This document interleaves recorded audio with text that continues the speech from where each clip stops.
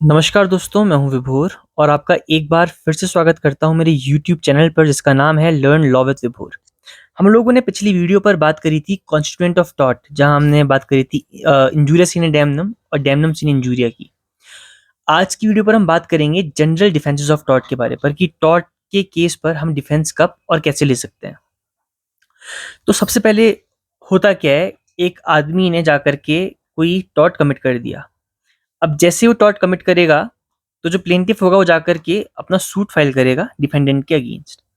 और अगर वो प्रूफ करने में कैपेबल हो जाए कि हाँ उसके साथ कुछ सिविल रॉन्ग हुआ है तो कोर्ट उसको कंपनसेशन देने की बात देगी। बट साथ में कोर्ट उससे ये भी पूछेगी डिफेंडेंट से कि आपके पास कुछ कोई बात है जो आप कहना चाहोगे अपने बचाव के लिए। तो उस सिचुएशन पर जो डिफेंडेंट होगा वो अपनी बात रखकर बताएगा कि हाँ, जो मेरा ये एक्ट है वो एक जनरल डिफेंस के अंदर निकल करके आता है। इन्हीं जनरल डिफेंस को हम बोलते हैं जस्टिफिकेशन इन टॉर्ट्स। तो अभी कौन कौन से जस्टिफिकेशन है टॉर्ट के अंदर, पहले एक समरी में उसको हम जानते हैं। जो पहला डिफेंस है वो है वॉलंटारी नॉन फिट इंजूरिया। दूसरा है plaintiff is the wrong doer. तीसरा है inevitable accident, act of God, private defence, mistake, necessity and कोई स्टैट्यूट ने अगर आपको अथॉरिटी दे दी हो तो वो। ये आपके पास डिफेंसेस रहते हैं in case of commission of tort. तो सबसे पहले हम बात करेंगे वॉलंटारी नॉन फिट इंजूरिया की।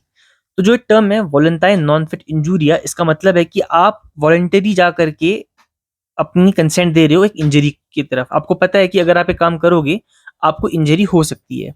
अगर मैं एक सिंपल एग्जांपल देकर के इस बात को समझाऊं तो सपोज एग्जांपल लेते हैं, आईपीएल में क्रिकेट का गेम होने वाला है, मेरी फेवरेट टीम गेम खेल रही है। मैं जाता हूँ स्टेडियम का टिकट ले लेता हूँ, मैं जाके मैच में बैठा हूँ। वहाँ गेम चलना शुरू होता है। जो बैट्समैन है वो बॉल को मारता है और बॉल आकर के सीधे मेरे सिर में लगती है, जिससे मुझे इंजरी हो जाती है। अब मैं जाकर के क्लेम करूं कि उस बैट्समैन की शॉट मारने की वजह से मुझे इंजरी लगी, तो कोर्ट कहेगी नहीं, आपने इसमें खुद की कंसेंट दी थी, आपने कंसेंट दी है, इसलिए इसको हम डिफेंस ऑफ कंसेंट भी बोलते हैं। यहाँ पर को जो डिफेंडेंट है वो क्लेम प्लीज ले लेंगे वॉलंटारी नॉन फिट इंजूरिया की।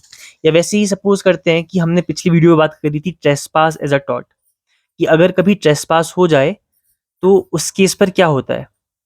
आप अगर सूट फाइल कर सकते हो कि इसने ट्रेसपास कर दिया तो मुझे कंपनसेशन मिलना चाहिए, राइट।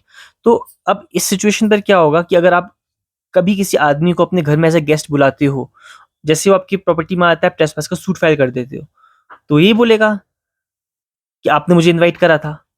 अब जब आप खुद इनवाइट कर रहे हो तो आप कैसे केस करोगे, आपने खुद कंसेंट दी है कोई चीज़ को होने के लिए। वैसे ही अगर आप जाते हो खुद की सर्जरी करवाने के लिए, सेम आपने कंसेंट दी कि मेरी मेरी सर्जरी कर लो। तो अगर डॉक्टर आपके कहे अनुसार आपकी सर्जरी कर ले तो उसमें फिर कोई टॉर्ट नहीं बनता। तो ये कुछ एग्जांपल्स हैं। अब बात करते हैं कुछ केस लॉस की। जो पहला केस लॉ है वो है hall versus Brooklyn auto racing club. इस केस पर क्या हुआ था, इस केस पर एक ये नाम है ऑटो रेसिंग क्लब, यहाँ पर वो कार रेसिंग हुआ करती थी। तो एक प्लेंटिफ ने जाकर के उस कार रेस को देखने का प्लान बनाया और वहां जाकर के उस इवेंट को स्पेक्टेट करने लगा। स्पेक्टेटिंग के दौरान क्या हुआ कि जो जब रेस शुरू हुई तो दो गाड़ियां आपस में टकराई और टकरा करके जो फेंस था वो गाड़ी फेंस के ऊपर चढ़ करके आई और जाकर के प्लेंटिफ और कुछ लोगों को इंजर कर दिया। अब प्लेंटिफ ने जाकर के केस कर दिया डिफेंडेंट के ऊपर, जो कि एक ऑटो रेसिंग क्लब था, किस क्लब की, इस क्लब में हम रेस देखने के लिए आए थे बट हम इंजर हो गए। तो कोर्ट ने इसमें ये हेल्ड करा कि जब आपने इस रेस का टिकट लिया था तो आपको पता था कि ऐसी इंजरी हो सकती है, अगर कार एक्सीडेंट कार का होगा तो आपको चोट लग सकती है, तो आपने वहां पर कहीं ना कहीं आकर के कंसेंट दिया था। That is why no case of tort lies and जो डिफेंडेंट है उनको वॉलंटारी नॉन फिट इंजूरिया की प्ली मिल जाएगी। वैसे ही अगला जो केस है वो है पद्मावती वर्सेस दुग्गा नायका। इस केस पर क्या होता है, इस केस पर एक जीप वाला अपनी जीप पर पेट्रोल फिल करवाता है और दो लोग उसे लिफ्ट मांग लेते हैं। जब वो लोग लिफ्ट मांगते हैं उनको बैठाता है, उस गाड़ी के टायर में कुछ दिक्कत होती है, तो उस टायर की दिक्कत की वजह से गाड़ी पलट जाती है, जिससे एक दोनों के दोनों उस गाड़ी से बाहर गिर जाते हैं और एक आदमी मर जाता है। तो उसमें वो केस करते हैं कि यहाँ पर को मुझे कंपनसेशन दो क्योंकि एक आदमी मर गया, मुझे चोट लगी है, बिकॉज मैं इस गाड़ी पर एज अ गुड फेथ बैठा था, गाड़ी ने नेग्लिजेंट एक्ट करा। तो उन्होंने कहा गाड़ी में बैठे क्यों, आपको पता था गाड़ी दिक्कत कर रही है, तो हम बैठे क्यों? ये एग्जांपल निकल कर क्या आता है साथ में इनेविटेबल एक्सीडेंट का। तो कोर्ट ने बेसिकली यहाँ कंपनसेशन देने से मना कर दिया, बट उन्होंने वॉलंटरी नॉन फिट इंजूरिया की प्ली नहीं ली। उन्होंने जो प्ली ली वो ली इनेविटेबल एक्सीडेंट की। अब जो तीसरा केस है वो है हमारे पास एक सेकंड। अब जो हम केस लेकर चलते हैं वो हम लेकर लेकर चल सकते हैं लक्ष्मी राजन वर्सेस मल्हार हॉस्पिटल का। अभी तक हमने बात करी थी कि वॉलंटाइन नॉन फिट इंजूरिया की प्ली आप कब ले सकते हो। मैं प्लेंटिफ हूँ, आप डिफेंडेंट हो, आपने कोई टॉर्ट कर दिया, मैंने आपके अगेंस्ट सूट फाइल करा, आपने प्ली ले ली। अब हो सकता है कि जब आपने जो प्ली ली उसका मैं काउंटर करूंगा कि मैंने तो कुछ और के लिए कंसेंट दी थी, आपने कुछ और काम कर दिया।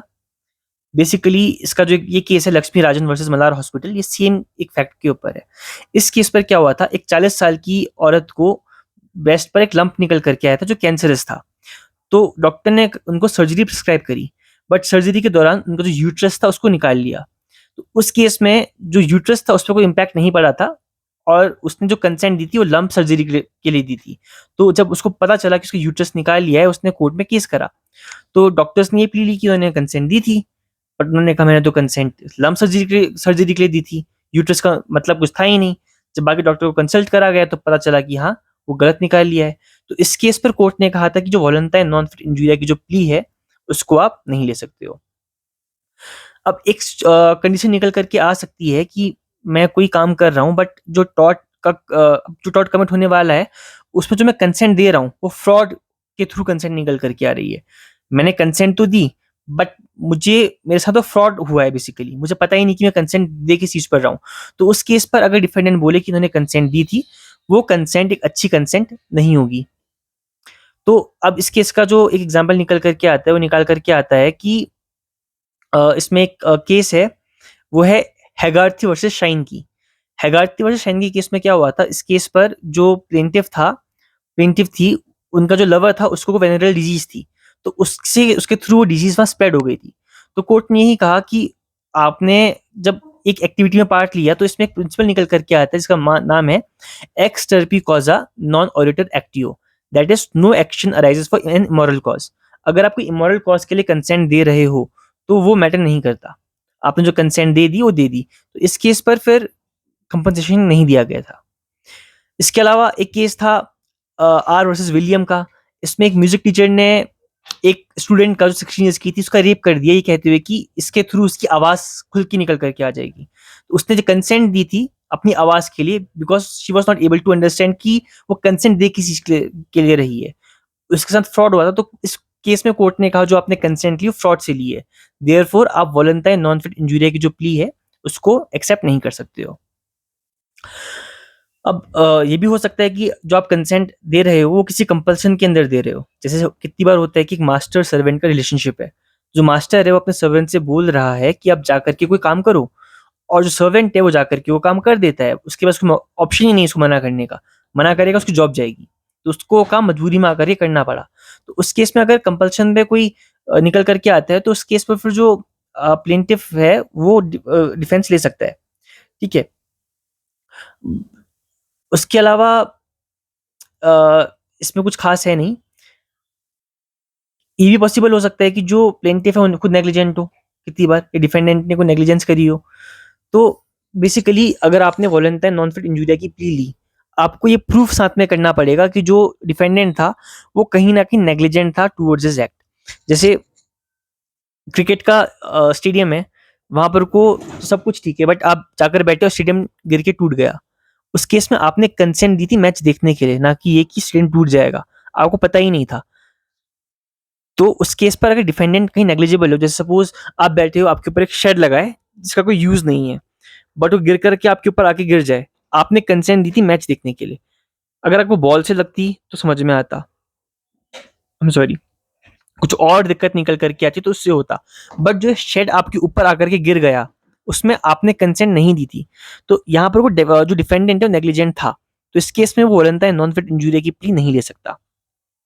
जो हम इन जस्टिफिकेशन की बात करते हैं, जो हम लोग बेसिकली इन चीज़ों की बात कर रहे हैं, वो हम बात कर रहे हैं डिफेंसेस की। और जो डिफेंसेस हैं they are only applicable only for the defendant. क्योंकि प्लेंटिफ ने केस फाइल करा है अपना क्लेम करने के लिए कंपनसेशन। जो डिफेंडेंट है वो कह रहा है कि जो डिफेंसेस हैं मैं इसके अंदर फॉल कर रहा हूँ, इसीलिए मैं कंपनसेशन को नहीं दूंगा। तो बेसिकली यहाँ पर हम वो बातें कर रहे हैं। अब क्या कोई ऐसी कंडीशन निकल करके आ सकती है जब आपका जो ये कंसेंट है वॉलंटरी नॉन फेट इंजूरिया की, वो आप नहीं ले सकते, उसका फर्क नहीं पड़ेगा? तो इसका भी आंसर है हाँ। अगर हम बात करें कोई रेस्क्यू केस की, तो उस केस पर फिर आप वॉलंटरी नॉन फेट इंजूरिया की प्ली नहीं ले सकते हो। मैं प्लेंटिफ हूँ, आप डिफेंडेंट हो, और आपने सपोज कहीं घोड़ा बांध के रखा है, आपका घोड़ा निकल करके भागता है, मैं देख रहा हूँ कि एक औरत आगे जा रही है, उसको चोट लग सकती है, तो मैं जा करके घोड़ा रोकता हूँ और जिससे मुझे चोट लग जाती है। अब मुझे चोट लग गई उस घोड़े को रोकने की वजह से, तो आप ये नहीं कह सकते कि आपने अपने कंसेंट से जा करके घोड़े को रोका है। हमने कब कहा कि आप जा घोड़ा को रोको? मैं ये कहूँगा कि मैंने जाकर के रेस्क्यू ऑपरेशन करा था, तब मुझे चोट लग गई। तो कोर्ट कहेगी हाँ, आपने रेस्क्यू ऑपरेशन करा था, इसलिए I will be liable for compensation. तो रेस्क्यू केसेस के ऊपर कभी भी वॉलंटारी नॉन फिट इंजूरिया की प्ली नहीं मिलती है। तो इसमें एक केस है जिसका नाम है Haynes versus Harvard, HAYNES, Haynes versus Harvard. इस केस के ऊपर भी सेम यही हुआ था कि जो डिफेंडेंट था उसने अपने दो घोड़ों को बांध बांध के रखा था। एक छोटे बच्चे ने आकर के उन घोड़े के ऊपर पत्थर फेंके, जिसकी वजह से वो घोड़े डर के मारे भाग गए। जब घोड़े डर के मारे भागे तो एक कांस्टेबल ने देखा कि लोग डर रहे हैं, उनको चोट लग सकती है, तो वो जाता है और उन घोड़े को रोकता है, जिसकी वजह से उस कांस्टेबल को चोट लग जाती है। तो कोर्ट ने यही हेल्ड करा था कि इस केस में जो कांस्टेबल अपनी मर्जी से गया था, वो गया था लोगों को रेस्क्यू करने के लिए। तो इस केस पर जो डिफेंडेंट है वो वॉलंटरी नॉन फिट इंजूरिया की प्ली नहीं ले सकते। उसके अलावा एक केस है वैगनर वर्सेस इंटरनेशनल रेलवे। इस केस पर क्या हुआ था कि जो रेलवे पैसेंजर था उसको ट्रेन से निकाल करके बाहर फेंक दिया था, क्योंकि डिफेंडेंट उस काम पे नेग्लिजिबल नेग्लिजिबल था, उसने नेग्लिजेंस करा था। उस डिफेंडेंट का जो दोस्त था वो उसे देखते हुए निकल करके आया, और उसने उस समय निकल कर आने के बाद ये देखा कि उसका जो दोस्त है वो है कहाँ। वो ट्रेन से बाहर निकल करके आता है और उसका जो पाँव है वो गड्ढे में गिर जाता है, जिसकी वजह से वो ब्रिज के नीचे गिर जाता है। तो इस केस पे कोर्ट ने ये हेल्ड करा था कि वो रेस्क्यू करने के लिए बाहर निकल करके आया था, देयरफॉर कंपनसेशन उसको देना पड़ेगा। अब पॉसिबल है कि अ, ए, बी, सी 3 लोग हैं। ए ने कोई ऐसी सिचुएशन बनाई बी के लिए जिससे जो सी है उसको पता है कि बी को रेस्क्यू करने के लिए आ सकता है। तो जैसे ही सी बी को रेस्क्यू करने के लिए आ रहा है, तो ए दोनों बी और सी दोनों के लिए लायबल होगा। मतलब मैं अगर आपको समझाऊँ कि सपोज़ आप गड्ढा खोदते हो कि इस गड्ढे में आकर के बी गिर जाए, फॉर एग्जाम्पल, और मैं देखता हूँ कि आपने गड्ढा खोद दिया है, बी आ रहा होता है, मैं जाता हूँ उसको बचाने के लिए और हम दोनों गड्ढे में गिर जाते हैं, पर दोनों बच जाते हैं। तो इस केस में हम दो के दो टॉर्ट का केस ए के अगेंस्ट कर सकते हैं, क्योंकि ए ने डेंजर क्रिएट किया था बी के लिए, बट उसमें हम दोनों आकर गिर गए। मेरा एम था सी को बचाना। तो इस केसेस में निकल करके ये आता है कि अगर आप कोई ऐसा एक्ट करते हो जिससे दूसरे इंसान को इम्पैक्ट पड़ सकता है, तो आप उसको आकर के रोक सकते हो। अब एक क्वेश्चन निकल करके आता है कि क्या आपकी कंट्रीब्यूटेड नेग्लिजेंस हो, तब क्या होगा? मैं आपको एग्जांपल देकर बताता हूँ। सपोज जो आप काम कर रहे हो जिसकी वजह से टॉर्ट कमिट हो रहा है, उसमें मैं भी लायबल कहीं ना कहीं हूँ। मैंने भी कोई ऐसा काम करा है जिससे मैं भी नेग्लिजेंट जहाँ पर हूँ। आपकी नेग्लिजेंस तो थी, बट साथ में मेरी नेग्लिजेंस भी थी। एग्जांपल देकर बताता हूँ। लेट अस से एक गाड़ी में आप जा रहे हो, मतलब आप सपोज क्लब से बाहर निकल करके आ रहे हो, आपको गाड़ी में जाकर बैठना है। आप गाड़ी को लिफ्ट मांगते हो, आप देखते हो जो ड्राइवर है वो ड्रंक है, और आप जाकर के उस गाड़ी में आकर के बैठ जाते हो। तो उस केस पर आपने कंट्रीब्यूट नेग्लिजेंस करी होगी, क्योंकि आपको पता था कि ये एक्सीडेंट लीड कर सकता है। ऐसे बहुत सारे एग्जांपल्स आप बना सकते हो, सोच सकते हो, जहाँ पर को ये कंडीशन निकल करके आ सकती है कि आपकी नेग्लिजेंस साथ में है along with the defendants negligence. या सपोज जैसे एक एग्जांपल दिमाग में मेरे और आ रहा है। आप रेस्टोरेंट पे गए हो खाना खाने के लिए, आपने फ्रूट सैलेड ऑर्डर करा, और आपने जाकर के केला खाया और केले का छिक्कल फेंक दिया। वेटर आया गर्म चाय लेकर के, उसका पाँव स्लिप हुआ और आकर के आपके ऊपर कॉफ़ी गिर गई या चाय गिर गई। आपने अब केस कर दिया कि इस डिफेंडेंट जो वेटर है उसने मेरे ऊपर चाय गिरा दी, जिससे टॉर्ट कमिट हो गया। कोर्ट कहेगी हाँ टॉर्ट कमिट हो गया। तो डिफेंडेंट आप अपने पक्ष में क्या बोलोगे? बोलेगा सर मेरा पाँव फिसल गया था। पाँव फिसला कैसे? वो कहेगा केले का छिक्कल पड़ा था। वो कहाँ से आया? तो जब आप कैमरा चेक करोगे, सीसीटीवी कैमरा, देखोगे कि प्लेंटिफ ने खा करके कल फेंक दिया था ज़मीन पर ही, उसके थ्रू वजह से वेटर फिसल गया। तो उस केस में कोर्ट कहेगी नहीं, देखो आपकी नेग्लिजेंस यहाँ पर खुद की नेग्लिजेंस है, आप खुद रॉन्ग डूअर हो। तो ये सेकंड डिफेंस का पार्ट भी निकल करके आता है। तो अगर कहीं कॉन्ट्रीब्यूटिव नेग्लिजेंस हो तो उस केस पर कंपनसेशन कम भी हो सकता है या नहीं भी हो सकता है, डिपेंड करता है केस टू केस बेसिस पर। अब जो सेकंड डिफेंस हमारे पास है वो है प्लेंटिफ द रॉन्ग डूअर। इसमें एक मैक्सिमम हमने पहले बोला था, एक्स टर्पी कॉज अ नॉन ऑडिटर एक्टियो। इसका मतलब है for an immoral cause no action arise. अगर आपका जो कॉज है वो इमोरल है तो आप एक्शन नहीं कर सकते हो। अगर आप खुद को गलती कर रहे हो तो उसके लिए आप कंपनसेशन नहीं ले सकते हो। तो सिंपल सी बात है कि लेट अस से आपने कोई गलत काम ऐसा करा है जिसकी वजह से दूसरे को इम्पैक्ट निकल करके आ रहा है, तो मतलब डिफेंडेंट ये बोलेगा कि जो प्लेंटिफ है उसने खुद ही कोई गलत काम कर रखा है, वो रॉन्ग डूअर है। तो उस केस में फिर डैमेज आप उसको नहीं दे सकते, क्योंकि उसे खुद की गलती निकल करके आई। एग्जाम्पल देकर बताता हूँ, केस भी है पिट्स वर्सेस हंट का। पिट्स वर्सेस हंट के केस में क्या हुआ था, जो पिट्स हंट के केस में था, जो पिट्स था वो 18 ईयर का एक राइडर था, उसके पास नई नई बाइक थी, 18 ईयर का एक राइडर था। उसका जो दोस्त था वो 16 साल का था, और ऊपर से वो लोग क्लब में जाते हैं, जाकर के वहाँ दारू पीते हैं, और वो अपने 16 साल के दोस्त से बोलता है कि तू मेरी बाइक को फुल स्पीड में लेकर के भगा। वो दारू के नशे में उसको चलाता है और बाइक का एक्सीडेंट हो जाता है। जैसे ही बाइक का एक्सीडेंट होता है वो आदमी वहाँ से नीचे गिर जाता है, गिर करके उसका सर फट जाता है और वो मर जाता है। जो पीछे बंदा बैठा होता है 18 ईयर्स का, उसको चोट लग जाती है।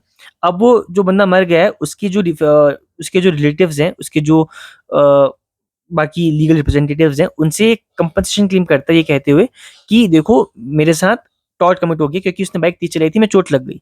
तो कोर्ट ने कही उसको बाइक मिली कैसे, बाइक थी किसकी, बाइक आपकी थी, आपने दी कैसे, वो ड्रंक था, आपको पता था वो ड्रंक है, आप दोनों साथ में क्लब में गए थे, आपने उसको बाइक दी, तो गलती आपकी है, इसलिए you will not be liable for any compensation. तो यह है पिट्स वर्सेस हंट का केस। अब आते हैं हम अपने तीसरे डिफेंस पर, इसका नाम है इनएविटेबल एक्सीडेंट। इनएविटेबल एक्सीडेंट, कोई भी ऐसा एक्सीडेंट जिसको रोक पाना मुश्किल काम हो, असंभव हो, उसको हम बोलते हैं इनएविटेबल एक्सीडेंट। इसमें एक बहुत इंटरेस्टिंग केस निकल करके आता है। उससे पहले मैं बताता हूँ कि होता क्या है। सपोज आप प्लेंटिफ और डिफेंडेंट दो लोग हैं, जिसका जहाँ केस निकल करके आएगा। डिफेंडेंट ने एक ऐसा एक्ट करा जिसको रोक ही नहीं सकता था, उससे कुछ ऐसी मिस्टेक हो पड़ी जिसको रोक पाना काइंड ऑफ एक एक्सीडेंट था, जो पॉसिबल ही नहीं था कि इसको रोका जा सके। तो उस केस पर कंपनसेशन देना असंभव हो जाता है। तो मैं जो केस की बात कर रहा था वो है स्टैनली वर्सेस पावेल। इस केस पर क्या हुआ था कि जो प्लेंटिफ और डिफेंडेंट थे, दोस्त थे, और वो जाते हैं फिजन शूटिंग के लिए, मुर्गियों को मारने के लिए, बेसिकली उनका शिकार करने के लिए। जब वो शिकार कर रहे होते हैं तो जो डिफेंडेंट होता है गोली मारता है, वो गोली जाती है और एक ओक ट्री से टकराती है, और टकरा करके उसका डायरेक्शन चेंज हो जाता है, जिसको टकराने की वजह से जो प्लेंटिफ होता है उसको आकर के लग जाती है, और उस वजह से प्लेंटिफ को इंजरीज हो जाती है। मैंने जो गोली मारी थी मुर्गी के ऊपर, बट वो पेड़ में टकरा करके डायरेक्शन मोड़ करके आकर के प्लेंटिफ को लग गई। अब से मैं क्या करूं, मतलब मेरा जो निशाना था, मेरा कोई इंटेंशन नहीं था, मेरा कुछ भी नहीं था। इवन मैंने जो गोली मारी थी वो भी कहीं और मारी थी, वो टकरा करके निकल करके आ गई, तो अब इसमें मैं कर क्या सकता हूँ। तो इस केस में ये एग्जांपल है इनएविटेबल एक्सीडेंट का। तो कोर्ट ने कहा था कि अगर ऐसा कुछ होगा तो ये इनएविटेबल एक्सीडेंट होगा और डिफेंडेंट लायबल नहीं होगा ऐसे केसेस के अंदर। इस केस पे क्या हुआ था कि एक केस है Assam state corporation etcetera federation limited versus Shrimati Anubha Sinha. इस केस पर क्या हुआ था, इस केस पर प्लेंटिफ जो था वो डिफेंडेंट से एक बिल्डिंग रेंट पर लेता है और बोलता है कि इस बिल्डिंग पे इलेक्ट्रिक जो वायर्स हैं वो थोड़ा दिक्कत देने वाले वायर्स हैं, उसमें कोई प्रॉब्लम निकल करके आ रही है, तो आप प्लीज इन वायर्स को थोड़े हद तक आकर के ठीक कर दो। तो जैसी बात निकल करके आई इन वायर्स को ठीक करने की, लैंडलॉर्ड ने कहा नहीं कोई बड़ी बात नहीं है, फर्क क्या पड़ता है। अब वायर ने शॉर्ट सर्किट कर दिया, उस शॉर्ट सर्किट की वजह से घर पर आग लग गई और पूरा घर जल करके राख हो गया। तो इस केस में जो डिफेंडेंट था उसका कोई नेग्लिजेंस नहीं था। उसने लैंडलॉर्ड को बताया था कि आपकी वायरिंग में प्रॉब्लम है, उसको ठीक करा लो, नहीं करवाई। इसमें जो लॉस निकल करके है, जो लैंडलॉर्ड था उसका पूरा घर जल करके राख हो गया। तो इस केस में कोर्ट ने कहा था कि जो टेनेंट है वो लायबल नहीं है to compensate the landlord for such an fire. अब इसके बाद एक केस निकल करके आता है Shridhar Tiwari versus UP State Road Transport Corporation. Shridhar Tiwari versus UP State Road Transport Corporation. इस केस में क्या हुआ था, इस केस पर एक बस थी यूपी की, वो एक गाँव की तरफ जा रही थी। तो उस बस के सामने से एक लड़का साइकिल चलाते हुए आता है। बारिश का मौसम होता है तो वो ब्रेक मारता है, बस उस ब्रेक को रोक नहीं पाता। जब ब्रेक लगता नहीं प्रॉपर तरीके से, एक बस और आ रही होती है, उन दोनों बस का कोलिजन हो जाता है। तो इस केस में कोर्ट ने ये हेल्ड करा था कि बारिश का मौसम था, दोनों ने ड्राइवर्स ने ट्राई करा कि ब्रेक लग जाए, एक्सीडेंट ना हो, बट उसके बावजूद भी एक्सीडेंट हो गया। तो ऐसे एक्सीडेंट को रोक पाना मुश्किल था, असंभव था, इसीलिए compensation cannot be granted and no one is liable because it is a case of inevitable accident. अब ये कुछ एग्जाम्पल है। अब हम बात करते हैं आगे जाने के बाद एक केस और ले लेते हैं। इसका नाम है नाइट्रोग्लिसरीन केस। नाइट्रोग्लिसरीन केस पे क्या होता है कि जो प्लेंटिफ होती है वो डिफेंडेंट कंपनी से बोलती है कि मेरा जो ये पैकेज है इसको आप आगे तक ड्रॉप कर दो। डिफेंडेंट कंपनी का काम ही ये होता है कि वो कुरियर को पकड़ करके आगे डिलीवर करती है। तो इस केस पर जब जो डिफेंडेंट कंपनी है वो प्लेंटिफ के कुरियर को लेकर के जा रही होती है, देखती है कि यहाँ कुछ लीकेज हो गई है। तो वो देखती है कि लीकेज हो क्यों रही है, उसको खोल करके हम चेक कर लेते हैं कि लीकेज हो क्यों रही है, ठीक कर लेंगे, जो दिक्कत निकल करके आएगी। जैसे ही वो बॉक्स खोलते हैं, वो देखते हैं कि उसका जो बॉक्स के अंदर कंटेंट क्या है पता था नहीं कुछ। जो बॉक्स खोलते देखते हैं लीकेज हो रखी है। जैसे ही बॉक्स खोलते हैं तो उसमें वो अचानक एक्सप्लोड करता है, जिसकी वजह से जो प्लेंटिफ का ऑफिस है वहां पर को आग लग जाती है और डैमेज हो जाता है। तो कोर्ट ने इस केस में यही कहा था कि ऐसी कंडीशंस के अंदर भी जो डिफेंडेंट है वो लायबल नहीं होगा, बिकॉज कंटेंट पता नहीं था और एक इनएविटेबल एक्सीडेंट था। अब आते हैं हम अगले केस पर, जो है act of God. Act of God भी एक बहुत बड़ा डिफेंस है इन केस ऑफ टॉर्ट। अब हमने बात करी थी इनएविटेबल एक्सीडेंट की, ये काइंड ऑफ सिमिलर है with act of God. Inevitable accident पर एक्सीडेंट जो हुआ वो आपने करा था, बट उसको रोक पाना मुश्किल था। एक्ट ऑफ गॉड पर जो आपकी नेचुरल बॉडीज होंगी वो उनको प्ले करना इंपॉर्टेंट है। अर्थक्वेक आ गया, टोर्नेडो आ गया, फ्लड आ गई, रेनफॉल हो गई, टाइड्स आ गई, कोई भी चीज की वजह से निकल करके आता है, तो उस केस पर आप कह सकते हो कि एक्ट ऑफ गॉड है एंड देयरफॉर टॉर्ट नहीं बनता। क्योंकि एक कंसेप्ट निकल करके आएगा, हम आगे पढ़ेंगे स्ट्रिक्ट लायबिलिटी का, जिसको समझने के लिए हम पढ़ेंगे रायलैंड वर्सेस थैचर का केस। तो बेसिकली उस केस का जो डिफेंस था स्ट्रिक्ट लायबिलिटी का, वो था आपका एक्ट ऑफ गॉड, कि जो एक्ट है वो एक्ट ऑफ गॉड है, इसलिए हम इसमें कुछ कर ही नहीं सकते। तो इसको हम समझने के लिए कुछ केस थॉट्स लेकर के समझते हैं। जो पहला केस था वो है रामालिंगा नादर वर्सेस नारायण रेड्डियार। रामालिंगा नादर वर्सेस नारायण रेड्डियार। अब इस केस पर क्या हुआ था, इस केस पे ये हुआ था कि जो डिफेंडेंट था वो अपने कुरियर पर एक सामान लेकर के जा रहा था। उतने में एक मॉब निकल करके आई, बिल्कुल जो एक मॉब होती है, जो डिसोबीडियंट मॉब होती है, वो निकल करके आई, तोड़-फोड़ करी और सामान लेकर के चोरी करके भाग गए। पूरा सामान लूट लिया और चलते बने। तो इस केस पर कोर्ट ने ये हेल्ड करा था कि आप एक्ट ऑफ गॉड की प्ली नहीं ले सकते हो, बिकॉज़ ये एक्ट ऑफ गॉड नहीं है। इसलिए जो आप डिफेंडेंट हो, आप प्लेंटिफ को कंपनसेट करोगे for the loss suffered bye them. फिर एक केस निकल करके आया निकोलस वर्सेस मार्शलैंड का। इस केस पे क्या हुआ था कि जो आपका डिफेंडेंट था, मार्शलैंड जो था, उन्होंने एक बेसिकली लेक बनाई थी। उस लेक के अंदर उनका प्लान था कि पानी कलेक्ट करेंगे, आर्टिफिशियल लेक थी। होता क्या है कि उस साल बहुत तगड़ी रेनफॉल होती है और इतनी तगड़ी रेनफॉल हो जाती है कि मतलब बहुत ज़्यादा रेनफॉल होती है जिसको जो कभी हुई नहीं थी। जिस वजह से जो लेक होती है वो पूरी भर जाती है और ओवरफ्लो करके ब्रिज को तोड़ करके आगे निकल जाती है और जो प्लेंटिफ होता है उसकी लैंड को डिस्ट्रॉय कर देती है। तो कोर्ट ने इस केस में ये हेल्ड करा था कि हाँ, जो रेनफॉल हुई थी बहुत ज़्यादा भयंकर हुई थी, वो किसी भी इंसान की कॉम्प्रिहेंशन से बाहर थी, इसलिए एक्ट ऑफ गॉड है, देयरफॉर आपको हम इस डिफेंस को दे देंगे। तो एक केस इसमें और है, वो है कालूलाल वर्सेस हेमचंद का।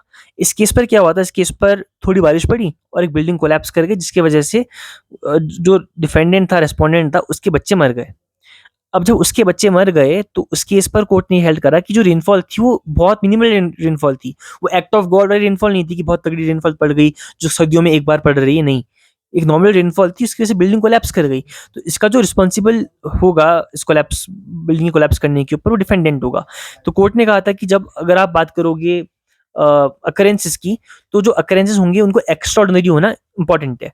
जब तक आपके अकरेंस एक्स्ट्राऑर्डिनरी नहीं होंगे तब तक कुछ हो नहीं सकता।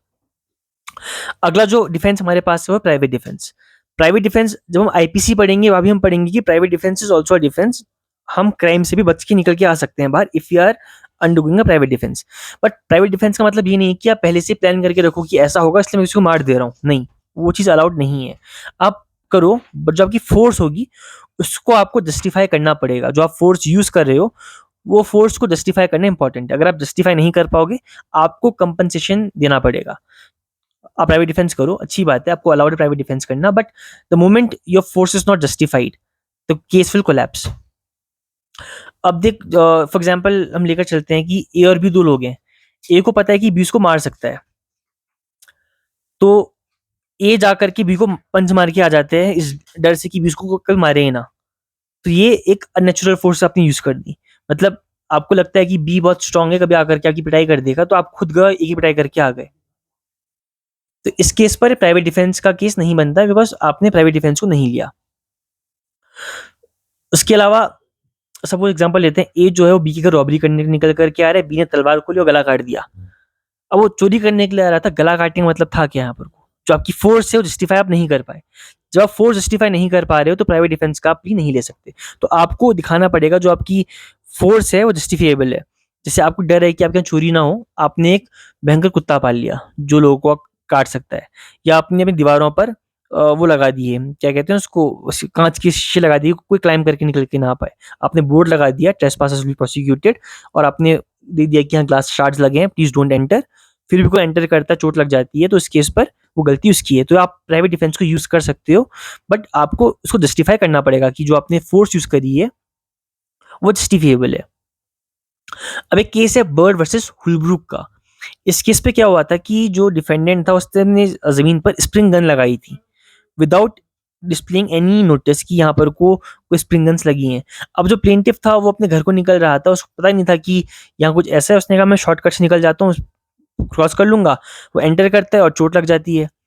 अब जैसे ही चोट लगती है केस फाइल करता है कि भाई यहाँ गन्स का मतलब क्या है, कुछ चोरी करने थोड़ी आ रहा है, आपके फील्ड से निकल के कुछ आ रहा है, आपने यहाँ गन्स लगा रखी है, तो बनता नहीं है। तो कोर्ट ने कहा था हाँ, इस केस पे प्राइवेट डिफेंस की प्ली आप नहीं ले सकते हो। एक केस है जिसका नाम है Ramanuja Mudali versus M Gangan. Ramanuja Mudali versus M Gangan, RAMANUJMUDALI versus MGAN। तो इसमें क्या था कि जो डिफेंडेंट था उसने अपनी जमीन पर लाइव वायर्स बिछाई थी।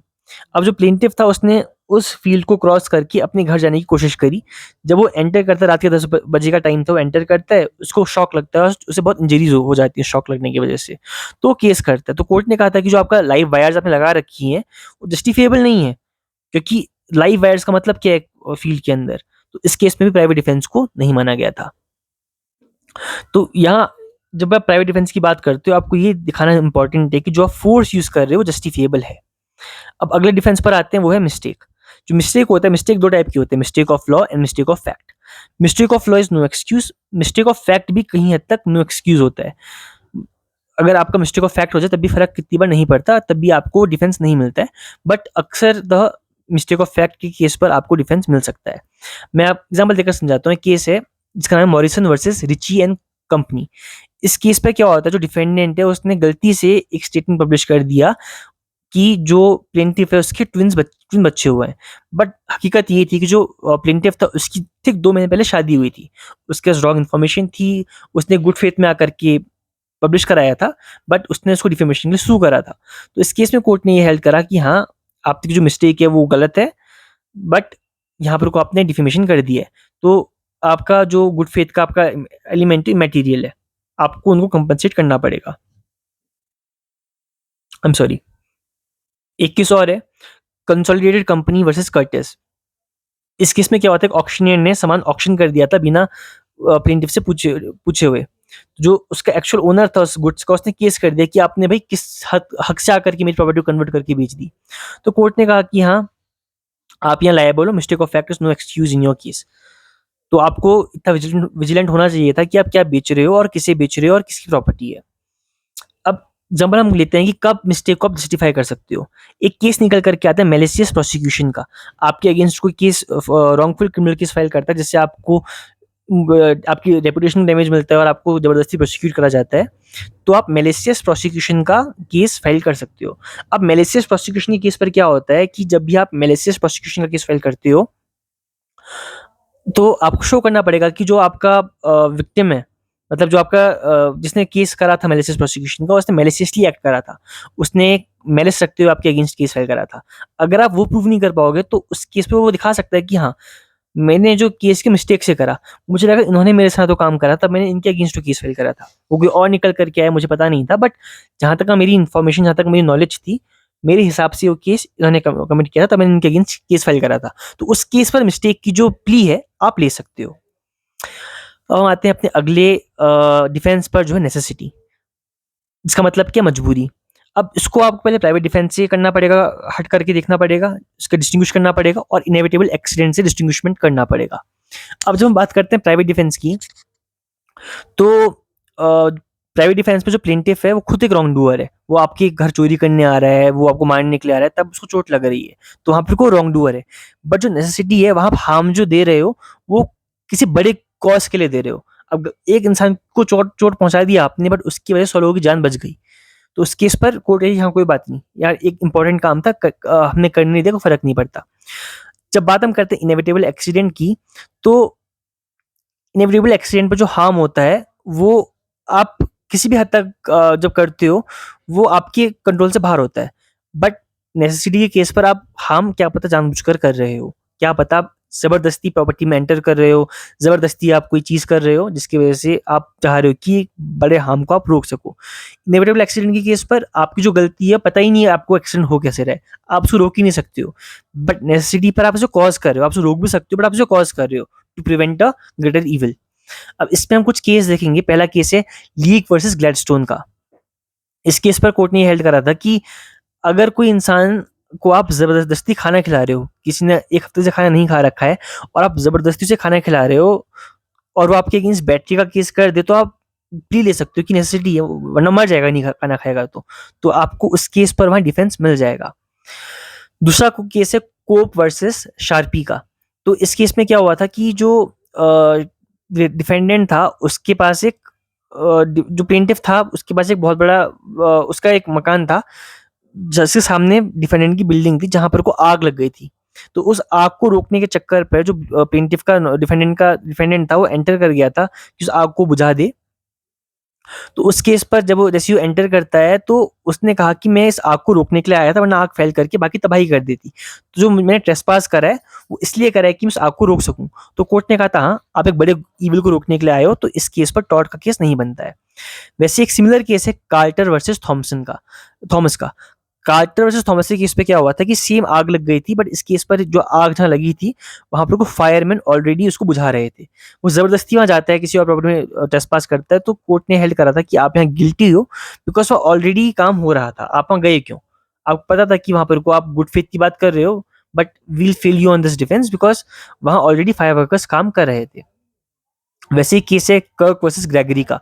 इस केस पे जो एक ही जो ननद थी, उसने ज्वेलरी को उठा करके एक ही मरने के बाद उठा करके किसी कोने पर रख दिया कि वहां सेफ रहे। बट होता क्या है कि जो ज्वेलरी होती है, वो वहां से गायब हो जाती है। जैसे ज्वेलरी गायब होती है, तो एक की सिस्टर इन लॉ के ऊपर केस हो जाता है कि आपने ज्वेलरी हटाई क्यों? तो उसने कहा कि मैंने इसलिए हटाई कि वो चोरी ना हो, जहाँ रखी थी अनसेफ थी क्या? नहीं, ऐसा तो कुछ नहीं था। तो आपने जो उसको हटाया, वो अनरीजनेबल एक्ट कर दिया। तो इस केस पर भी आप प्राइवेट डिफेंस का ये नेसेसिटी का प्ली नहीं ले सकते हो। अब जो हमारे पास लास्ट प्ली है, वो है स्टेटरी अथॉरिटी की। आपको किसी स्टैट्यूट ने अथॉरिटी दे दी है कि आप काम करो, आप वो काम कर सकते हो। अब ये दो टाइप की अथॉरिटी हो सकती है, एक है आपकी कंडीशनल और एक एब्सोल्यूट। एक ऐसा लॉ पास होगी जिसने आपको एब्सोल्युटली पावर दे दी कि आप ये काम कर सकते हो, उस केस पर फिर कोई डिफेंस नहीं बचता। जो स्टेट्यूट ने कंपनसेशन देने की बात करी होगी, आप वो कंपनसेशन दोगे, नहीं क्योंकि तो नहीं मिलेगा, कुछ भी नहीं मिलेगा। वहीं पर वो कंडीशनली केस पर जो कंडीशंस हैं, उनको फुलफिल करना इंपॉर्टेंट है। आपने कंडीशंस को फुलफिल नहीं करा, तो उस केस पे फिर कुछ नहीं हो सकता। उस केस में आपको फिर कंपनसेशन देना पड़ेगा। अब एक केस है Vaughan versus Taff Vale rail corporation, VAUGHAN Vaughan versus TAFFVALDERAIL corporation. इस केस पर क्या हुआ था? इस केस से बेसिकली जो इंजन थे, उससे स्पार्क्स निकल रहे थे, और जो गवर्नमेंट थी, उसने उसको ऑथराइज किया था कि आप इस ट्रेन को लेकर के चलो। अब जब वो ट्रेन जा रही थी, उसे स्पार्क निकले, और स्पार्क निकलने की वजह से जो आपके प्लेंटिफ था, उसके लैंड पर कुछ वुड था, उसमें आग लग गई, जिससे उसको हैवी लॉस हो गया।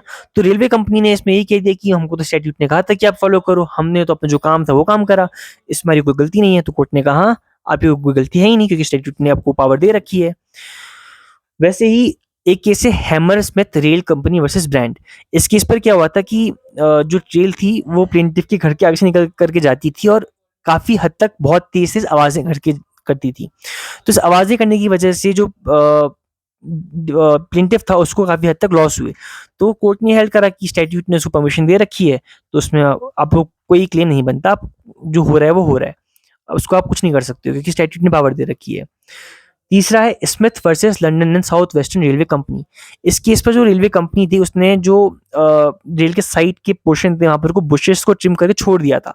अब उस ट्रिम को करने की वजह से जो स्पार्क्स निकल करके आए, स्पार्क से जो साइड में उन्होंने भूसा छोड़ दिया था, ग्रास छोड़ दी थी, वेजेस छोड़ दी थी, उन वेजेस के ऊपर आग लग गई और आग इतना फैल गई कि जो प्लेंटिफ का कॉटेज पास पे था वहाँ तक आग फैल गई और उसको लॉस हो गया। उस कॉटेज में कुछ आग लगी और उसको लॉस हो गया प्लेंटिफ को। तो उसने उस लॉस को रिकवर करने के लिए केस करा। तो कोर्ट ने यहाँ हेल्ड करा कि जो रेलवे कंपनी थी वो नेग्लिजेंट थी, इसलिए उसको कंपनसेशन देना पड़ेगा। स्टैट्यूट ने आपसे कहा कि आप ट्रेन लेकर के जाओ, आप घास काटो, बट ये नहीं कहा घास को छोड़ो कहाँ पर को। आपने जहाँ घास छोड़ी है वो नेग्लिजेंट जगह पर छोड़ी है जिससे प्लेंटिफ को लॉस हुआ है। तो यहाँ पर कोर्ट ने प्लेंटिफ को काफी अच्छा कंपनसेशन दिया था। अब वैसे ही ये थी एब्सोल्यूट उसकी बात, अथॉरिटी की बात। जब स्टैट्यूट ने आपको एब्सोल्यूट अथॉरिटी दी हो, उस केस में तो ये होगा, सॉरी, बट हो सकता है कि स्टैट्यूट ने आपको कंडीशनल अथॉरिटी दी हो क्योंकि कंडीशंस के ऊपर वो काम करना पड़ेगा। तो जब इस कभी ऐसा केस निकल करके आएगा तो आपको कंडीशन को फुलफिल करना इंपॉर्टेंट है। जैसे सपोज एक केस निकल करके आया था मेट्रोपॉलिटन असाइलम डिस्ट्रिक्ट वर्सेस हिल का। इस केस में क्या हुआ था, स्मॉल पॉक्स था, काफी फैल रहा था। तो स्टैट्यूट ने कहा कि स्मॉल पॉक्स को रोकने के लिए आप हॉस्पिटल्स को खोलो और लोगों को वैक्सीनेशन दो।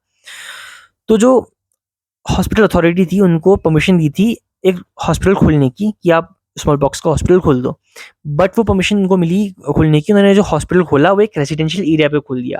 अब स्मॉल पॉक्स जो था वो एक काफ़ी कंटेजियस डिजीज थी। तो अगर आप एक हॉस्पिटल को जो स्मॉल पॉक्स का है उसको रेजिडेंशियल एरिया के आसपास खोलो तो चांसेस थी कि जो उस एरिया पे लोग रिसाइड करते थे उन तक वो फैले और उनको हार्म हो जाए, उन तक को वो डिजीज स्प्रेड हो जाए। तो उसके अगेंस्ट एक इंजेक्शन का सूट करा था। तो कोर्ट ने ये हेल्ड करा कि हाँ, भले ही स्टैट्यूट ने उनको अथॉरिटी दी है बट वो कंडीशनल है। उनको दे रखा है कि आप हॉस्पिटल खोलो, कहाँ खोलो इसका ज़िक्र नहीं कर रखा है। तो आप अपना हॉस्पिटल की ऐसी जगह खोलो जहाँ लोग नहीं ना रहते हों। तो कोर्ट ने ये कहते हुए केस को डिसमिस कर दिया था। तो कंडीशनल स्टेट अथॉरिटी के केस पर चांसेस हैं कि आप इंजेक्शन और बाकी चीज़ों को क्लेम कर सकते हो, बट अगर एब्सोल्यूट अथॉरिटी दे रखी हो उस केस में कुछ नहीं हो सकता। तो ये हमने बात करी कुछ जनरल डिफेंसेस ऑफ टॉर्ट की, जस्टिफिकेशंस ऑफ टॉर्ट की। तो आज की वीडियो में इतना ही। अगली वीडियो पर हम अब कुछ टॉर्ट्स को स्पेसिफिकली देखेंगे, जैसे नेग्लिजेंस को देखेंगे, नर्वस शॉक देखेंगे, न्यूसेंस देखेंगे, imprisonment, malice prosecution, judicial act, parental authority जो हमने बात करी उनको हम एक डिटेल पर समझने की कोशिश करेंगे एक एक करके अगली वीडियो से। तो आज की वीडियो में इतना ही। अगर आपको वीडियो पसंद आए तो लाइक कर देना और इसको आप शेयर कर सकते हो अपने दोस्तों के साथ। हम जल्द मिलेंगे एक नई वीडियो के साथ। Thank you so much for watching.